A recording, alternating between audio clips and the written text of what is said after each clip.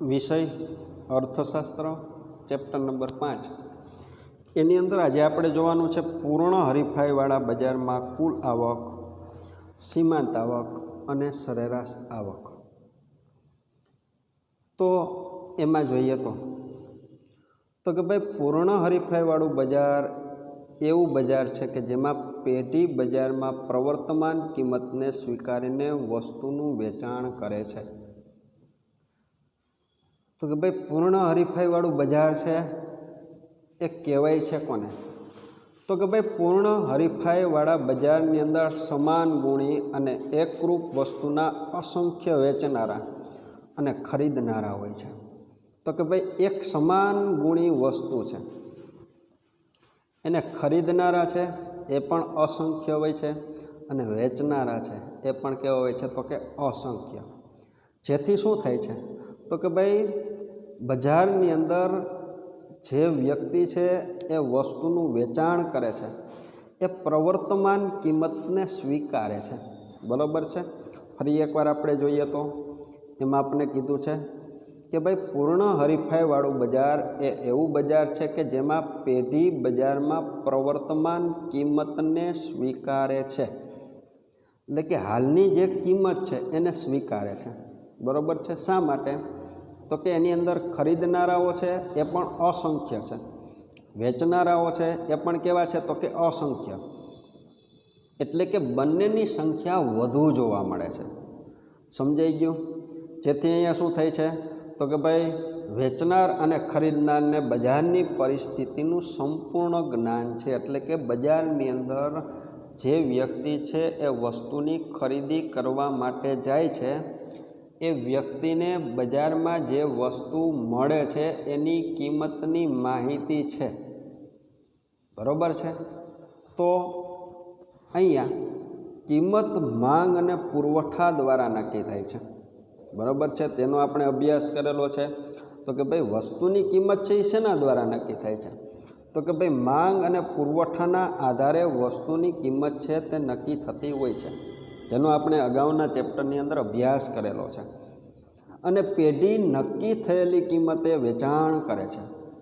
તો કે ભાઈ વસ્તુની કિંમતનો આધાર માંગ અને પુરવઠો છે, બરાબર છે।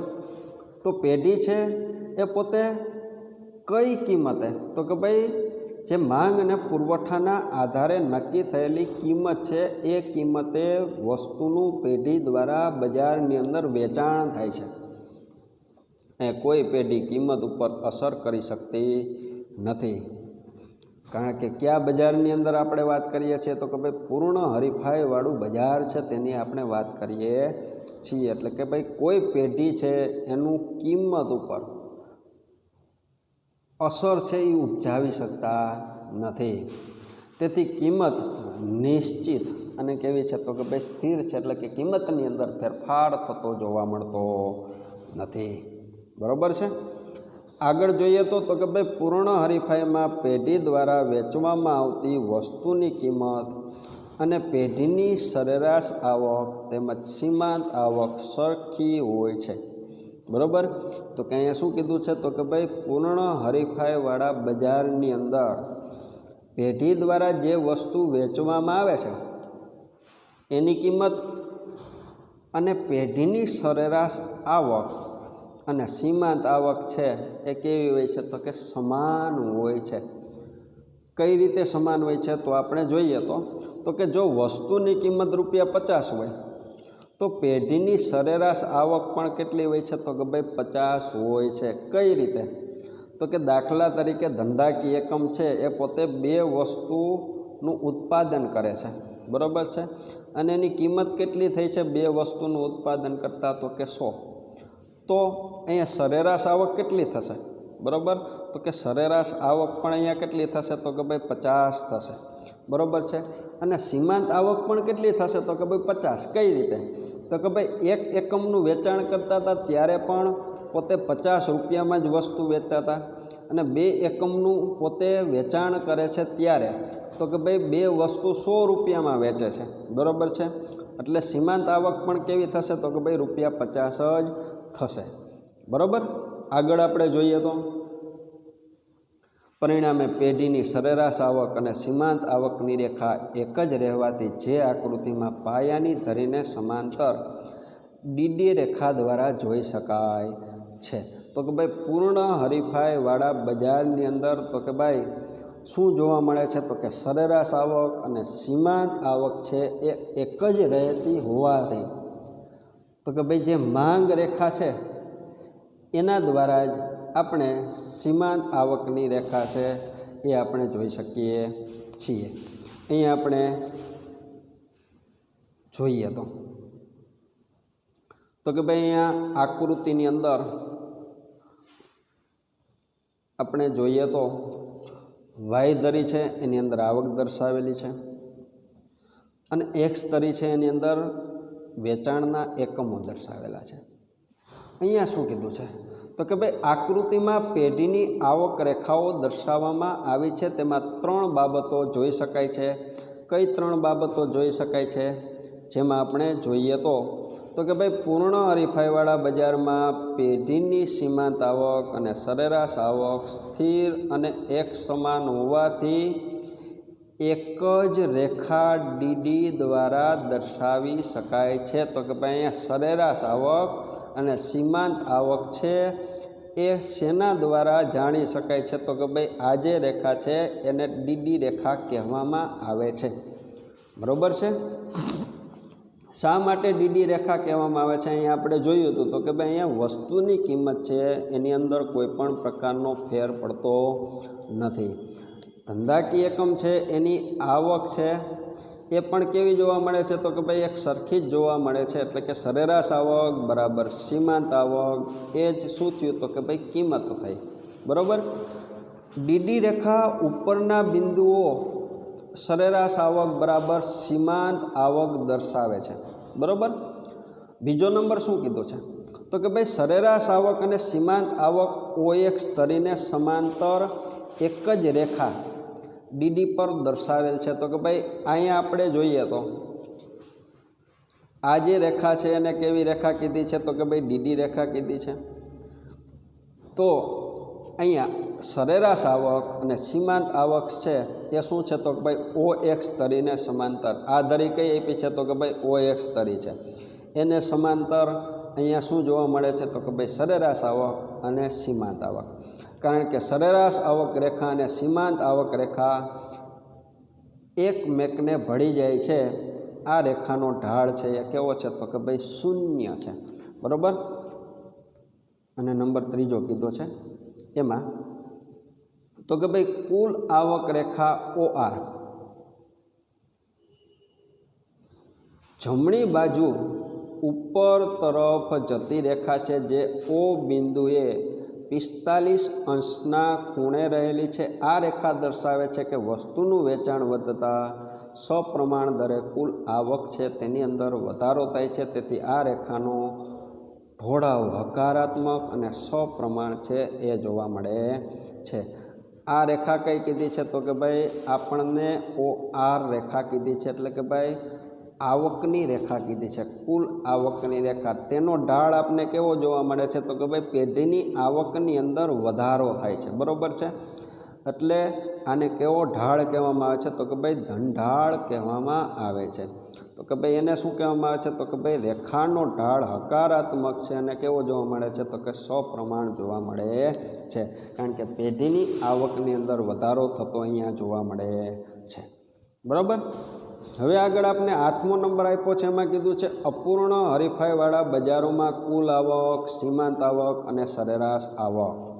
એમાં તો કે ભાઈ પૂર્ણ હરીફાઈ ન હોય તેવી બજારની સ્થિતિમાં ઇજારાયુક્ત હરીફાઈ, અલ્પહસ્તક ઇજારો અને દ્વિહસ્તક ઇજારો વગેરેનો સમાવેશ થાય છે।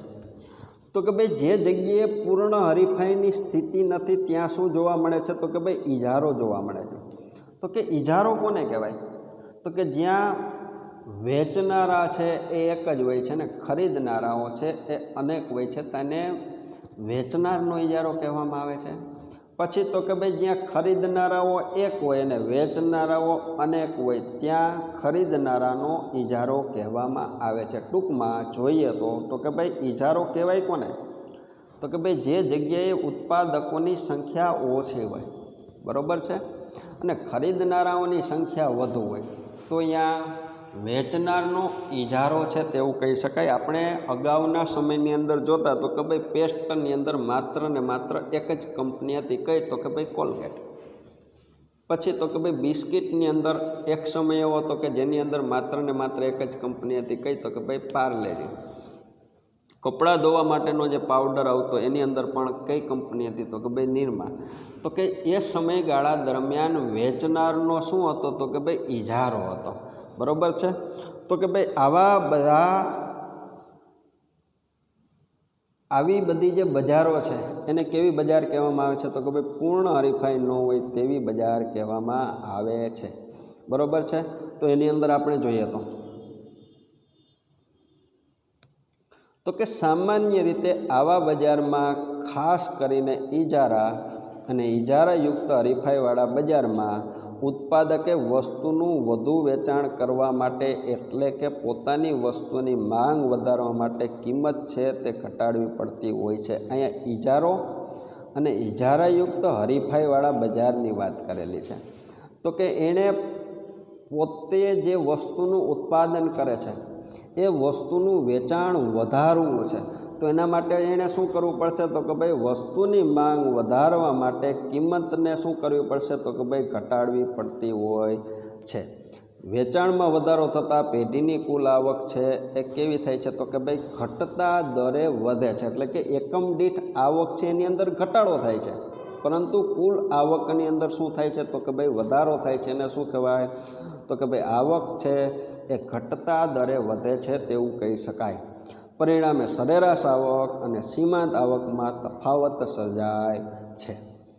કિંમત ઘટતી હોવાથી સરેરાશ આવક રેખા નીચે તરફ ઢળતી હોય છે અને વધુ વેચાણ માટે કિંમતનો ઘટાડો જરૂરી હોવાથી સીમાંત આવકની અંદર પણ શું થાય છે? તો કે ભાઈ ઘટાડો જોવા મળે છે, બરાબર છે. કયા બજારની વાત કરીએ છીએ? તો કે ભાઈ અપૂર્ણ હરીફાઈવાળું બજાર છે તેની અહીંયા આપણે વાત કરીએ છીએ, બરાબર.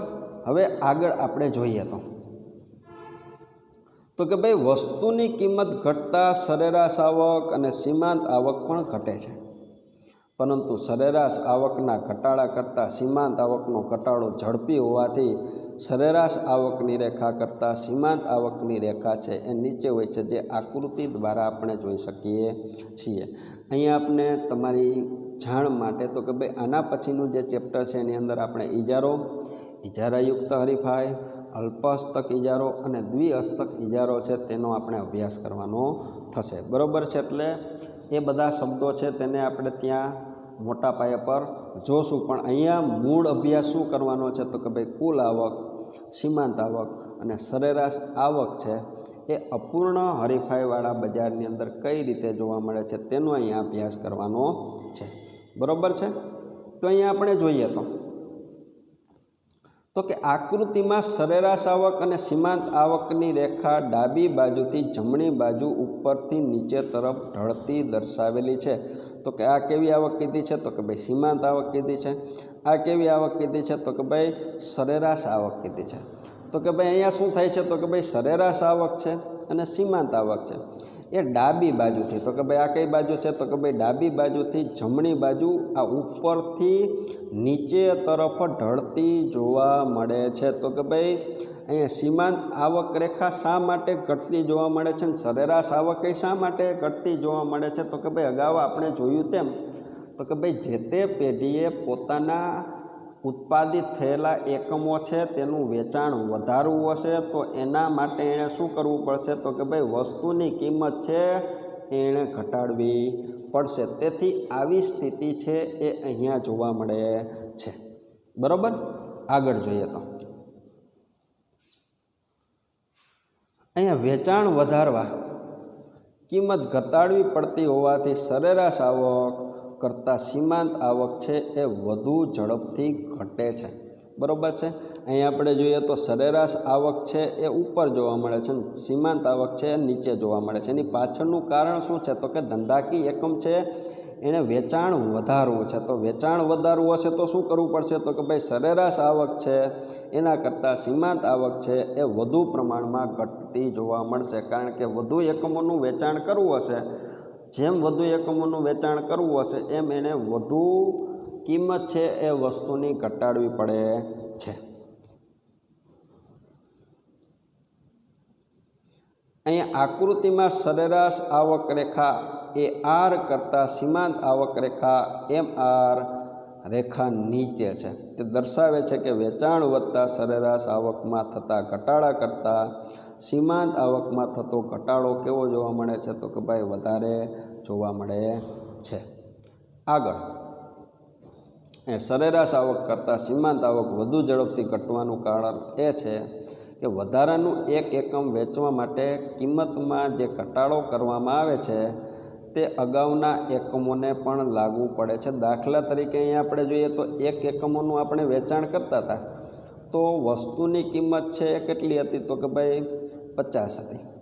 हवे आपणे 2 एकमोनुं वेचाण करवुं छे तो शुं करवुं पड़शे तो कि भाई वस्तुनी आवक छे केटली करवी पड़शे तो कि भाई घटाडवी पड़शे, केटली तो कि भाई 90 रुपयामां वस्तु वेचवी पड़शे। तो अहींया शुं थशे तो कि भाई सीमांत आवक अहींया केटली थई जशे तो कि भाई 40 थई जशे। ए ज रीतना 3 वस्तु हशे तो शुं करवी पड़शे तो कि भाई 120 एटले सीमांत आवक केटली थई जशे तो कि भाई 30 थई जशे। हवे सरेराश आवक अहींया केटली छे तो कि भाई 50 छे, बराबर। अहींया सरेराश आवक केटली थशे तो कि भाई 45 थशे अने अहींया सरेराश आवक केटली थशे तो कि भाई 40 थशे। हवे अहींया जोईए तो सरेराश आवक करता सीमांत आवक है केवी जोवा मळे छे तो कि भाई ओछी जोवा मळे छे, जे आपणे आकृतिनी अंदर जोयेलुं छे। क्लियर?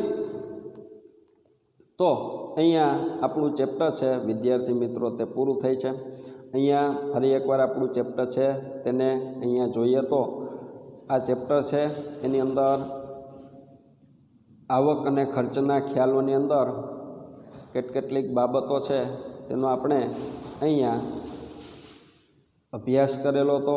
अगाउना लेक्चरनी अंदर आपणे आवक बाबते अभ्यास करेलो तो। अगाउथी जोईए तो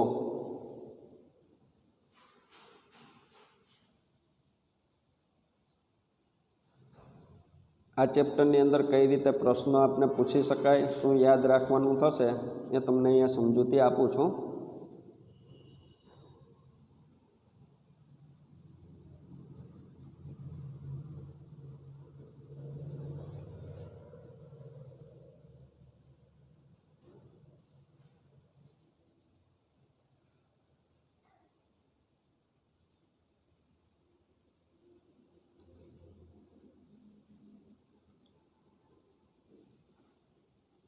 અહીં આપણા માટે પહેલો પ્રશ્ન આવે છે કે આવક અને ખર્ચના ખ્યાલો છે તેની જરૂરિયાત શું છે, બરાબર છે। એ પ્રશ્ન આપણા માટે એમપી ગણી શકાય, જેના મુદ્દા 7 આપેલા છે। પછી ખર્ચના વિવિધ ખ્યાલો, એની અંદર વાસ્તવિક ખર્ચ છે એનો આપણે અભ્યાસ કરેલો હતો। પછી તો કે ભાઈ વૈકલ્પિક ખર્ચ છે તેનો આપણે અભ્યાસ કરેલો હતો। પછી વૈકલ્પિક ખર્ચના માપનની મુશ્કેલી છે તે આપણે 3 માર્ક્સની અંદર અથવા તો 2 માર્ક્સની અંદર પૂછી શકાય। અને નાણાકીય ખર્ચ છે તેનો આપણે અભ્યાસ કરેલો હતો। હવે આપણે નાણાકીય ખર્ચના સંદર્ભમાં સમયનો ટૂંકો ગાળો કોને કહેવાય અને લાંબો ગાળો કોને કહેવાય તેની વ્યાખ્યા છે, આમાંથી આપણે યાદ રાખવી જરૂરી બની જાય છે। પછી તો કે ભાઈ ઉત્પાદન ખર્ચનું વર્ગીકરણ છે, એની અંદર ટૂંકા ગાળા માટેનું ઉત્પાદન ખર્ચ, લાંબા ગાળા માટેનું ઉત્પાદન ખર્ચ। એમાં ટૂંકા ગાળાનું જે ઉત્પાદન ખર્ચ છે એની અંદર આપણે જોઈએ તો કે ભાઈ સ્થિર ખર્ચ અને અસ્થિર ખર્ચ। લાંબા ગાળે બધાય ખર્ચ છે કેવા ખર્ચ બની જાય છે તો કે અસ્થિર ખર્ચ છે એ બની જતા હોય છે। એ જ રીતના સરેરાશ સ્થિર ખર્ચ અને સરેરાશ અસ્થિર ખર્ચ। તો અહીંયા આપણે અભ્યાસ કરેલો તો સ્થિર ખર્ચ, બરાબર છે। તો કે સ્થિર ખર્ચ કોને કહેવાય, ઉદાહરણ આપો તો કે સ્થિર ખર્ચની વ્યાખ્યા લખી અને એની અંદર ઉદાહરણની અંદર આપણે આ લખી શકીએ છીએ, બરાબર છે, જે આપણા માટે 2 માર્ક્સ અથવા તો 3 માર્ક્સની અંદર પ્રશ્ન પૂછી શકાય। એ જ રીતના આગળ આપણે જોઈએ તો અસ્થિર ખર્ચ કોને કહેવાય અને એનું ઉદાહરણ આપો તો કે અસ્થિર ખર્ચની વ્યાખ્યા લખવાની અને આ ઉદાહરણ છે તે આપણે યાદ રાખવું પડશે. એ જ રીતના અહીં આપણે કુલ ખર્ચ આપેલો છે તો કે ભાઈ અહીંયા એ પણ યાદ રાખવું પડશે તો કે ભાઈ કુલ ખર્ચ કોને કહેવાય તેનું સૂત્ર અને તેનું આ શું છે તો કે ભાઈ ઉદાહરણ છે. સ્થિર ખર્ચ પ્લસ અસ્થિર ખર્ચ બરાબર શું થાય છે તો કે ભાઈ કુલ ખર્ચ થાય છે. પછી તો કે સરેરાશ સ્થિર ખર્ચ કોને કહેવાય તેનું સૂત્ર જણાવો. યાદ રાખવું પડશે. 2 માર્ક્સની અંદર આપણે પૂછી શકાય. અહીંયા ઉદાહરણ આપણે પૂછે તો કે ભાઈ કુલ ખર્ચ ભાગ્યા ઉત્પાદનના એકમોનું પ્રમાણ એટલે સરેરાશ ખર્ચ છે તે જાણી શકાય છે. એ જ રીતના કુલ અસ્થિર ખર્ચ કોને કહેવાય તો કે કુલ અસ્થિર ખર્ચ છેદમાં કુલ ઉત્પાદનના એકમો એમાં કુલ અસ્થિર ખર્ચ ભાગ્યા ઉત્પાદનનું પ્રમાણ એટલે સરેરાશ ખર્ચ છે તે જાણી શકાય છે. અને સરેરાશ ખર્ચ કોને કહેવાય તો કે ભાઈ કુલ ખર્ચ એટલે કે કુલ ખર્ચમાં તો કે સ્થિર ખર્ચ પ્લસ અસ્થિર ખર્ચ છેદમાં કુલ ઉત્પાદનના એકમો. બરાબર છે. અને સીમાંત ખર્ચ તો કે ભાઈ એની અંદર આપણે શું યાદ રાખવાનું છે તો કે ભાઈ સીમાંત ખર્ચની અંદર તો કે ભાઈ પહેલાં કેટલો ખર્ચ થતો હતો તો કે ભાઈ 9 ખર્ચ થતો હતો અને હવે કેટલો ખર્ચ થાય છે તો કે ભાઈ પહેલાં 9 ખર્ચ થતો હતો ને હવે 16 ખર્ચ થાય છે. એટલે 16માંથી 9 બાદ કરશું એટલે 7 મળશે. 21માંથી 16 બાદ કરશું એટલે 5 મળશે. 28માંથી 21 બાદ કરશું એટલે 7 મળશે. 40માંથી 28 12, 54માંથી 40 14 અને 70માંથી 54 એટલે 16. આ જે ખર્ચ મળ્યો છે તે સીમાંત ખર્ચ કહેવામાં આવે છે. પછી તો કે સરેરાશ ખર્ચ અને સીમાંત ખર્ચ વચ્ચેનો સંબંધ તેનો પણ આપણે અભ્યાસ કરેલો હતો. પછી લાંબા ગાળાની સરેરાશ ખર્ચની રેખા. પછી આવકના ખ્યાલોની અંદર કુલ આવક તો કે ભાઈ વેચાણના એકમો ગુણ્યા વસ્તુની કિંમત. સરેરાશ આવક બરાબર કુલ આવક છેદમાં કુલ વેચાણ. અને સીમાંત આવક બરાબર તો કે ભાઈ આપણે અગાઉ જોયું હતું એમ તો કે ભાઈ પહેલાં કેટલા એકમો કેટલા રૂપિયાની કમાણી થતી ને હવે કેટલા રૂપિયાની કમાણી થાય છે તો કે ભાઈ 50,000ની પહેલાં કમાણી થતી હતી ને અત્યારે 50,045ની તો કે ભાઈ 45 રૂપિયા છે આપણા માટે સીમાંત આવક છે તે ગણી શકાય. અને અપૂર્ણ હરીફાઈવાળા બજારમાં કુલ આવક, સીમાંત આવક અને સરેરાશ આવક તેનો આપણે અભ્યાસ કરેલો છે. બરાબર છે. તો કે અહીંયા આપણે સ્વાધ્યાય આપેલું છે. સ્વાધ્યાયના પ્રશ્નો છે તે કરવા, જેથી શું થશે તો કે ભાઈ બોર્ડની પરીક્ષાની અંદર પણ મોટા પાયા પર સ્વાધ્યાયના પ્રશ્નો છે તે પૂછાતા હોય છે, જેથી આપને એ ઉપયોગી થઈ શકે છે. અહીંયા આપણો પ્રશ્ન પૂરો કરેલો હતો અને અહીંયા આપણું ચેપ્ટર છે તે પણ પૂર્ણ કરીએ છીએ અને લેક્ચર છે તેને પણ અહીંયા પૂર્ણ કરીએ છીએ.